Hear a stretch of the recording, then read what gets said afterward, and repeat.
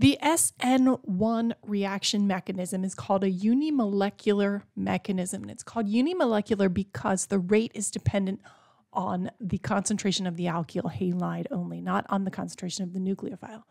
So the slow step in the reaction is the creating of the carbocation.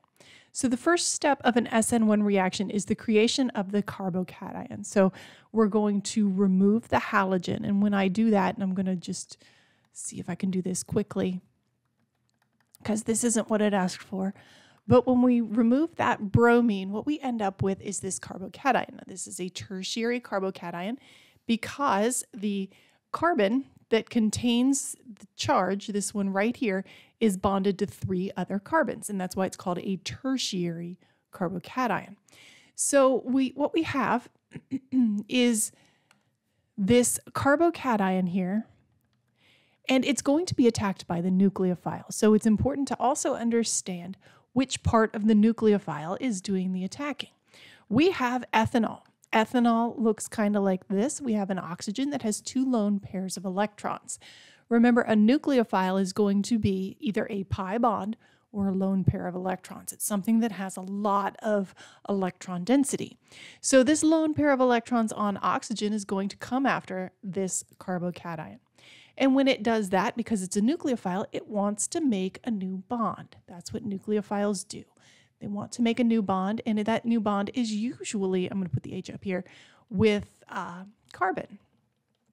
So we have this structure, and this is a protonated alcohol. Now, remember from an earlier module that a protonated alcohol has a relatively low pKa. What that means is this hydrogen is pretty quick to pop off, and being that this is in ethanol, it's called a solvolysis reaction because the solvent is acting as the nucleophile, and it's a weak nucleophile because it is neutral. But the alcohol here, yikes, will pull this hydrogen off. There is enough hydrogen bonding that it will pull right off. And when it does that, what we have formed is the ether. So we bond at the oxygen, and we form this ether. Now let's name it. This side is an ethyl, and this side is 4 carbons long. 1, 2, 3, 4.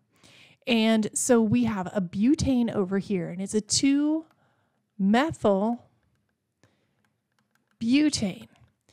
Now, how do we name that, though, with this functional group? Well, this functional group, if you can't name it as an ether, we call this ethoxy.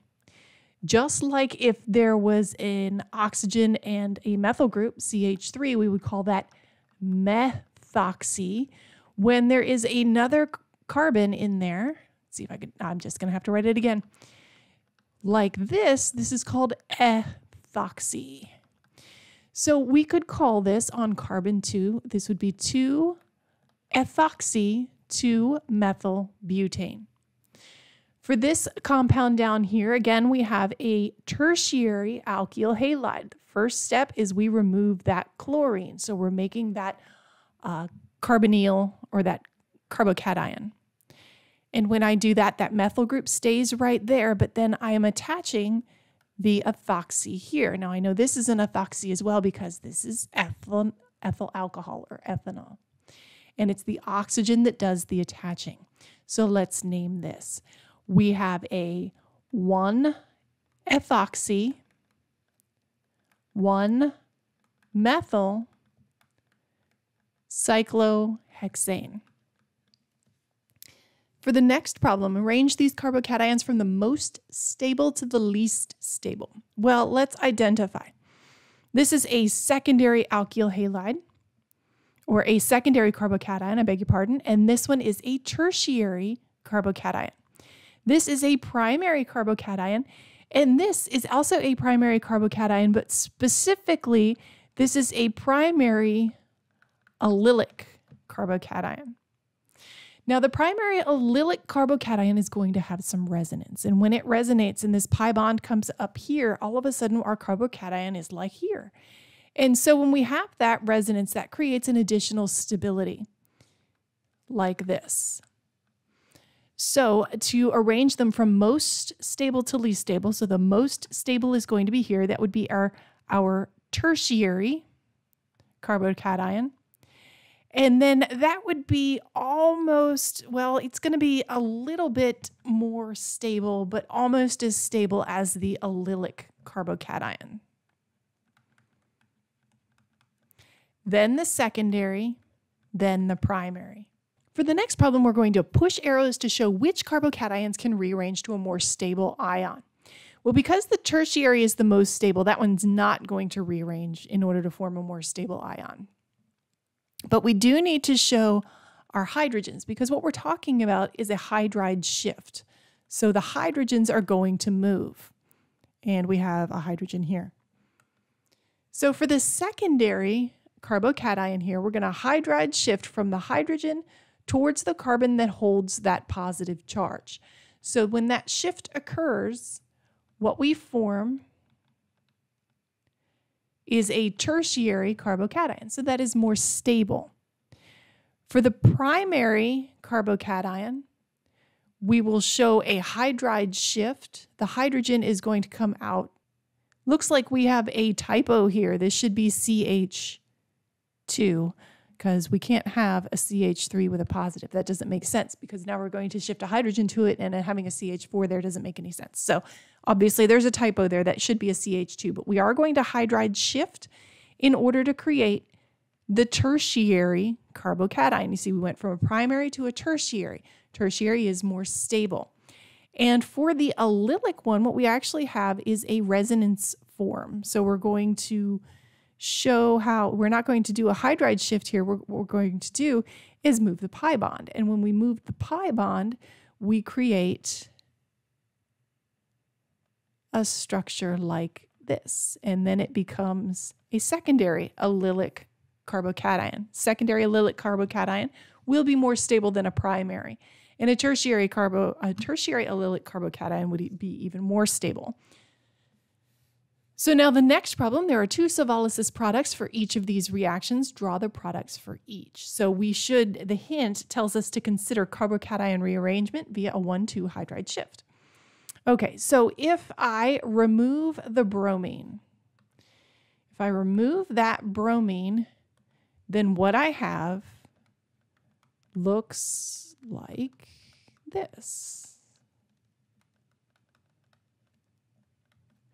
Now we have a hydrogen that is right next door, and that hydrogen can shift. And when it does that, what we end up with is a tertiary carbocation. Since a tertiary carbocation is more stable than a secondary carbocation, it is likely to shift. And for this one down here, if we remove this bromine, then they want us to draw both products. So we'll have our ethoxy here. I missed that part. Or let's see, I'll draw it this way. Or we could have our ethoxy here. Okay, so for the second one, we remove our bromine first, and we form, let's see, I need to hold on to those methyl groups. We have this carbocation. Now we can't do a hydride shift, but this time we can do a methanide shift, a methyl shift, where we can take one of these methyl groups and move it over. So this is the first cation that will be formed, and the second cation that will be formed is a result of moving the methyl over. So what we end up with is a positive charge here, a tertiary carbocation. So for both products, then, we have our ethoxy group here, or our ethoxy group, I need to bond with an oxygen, our ethoxy group here.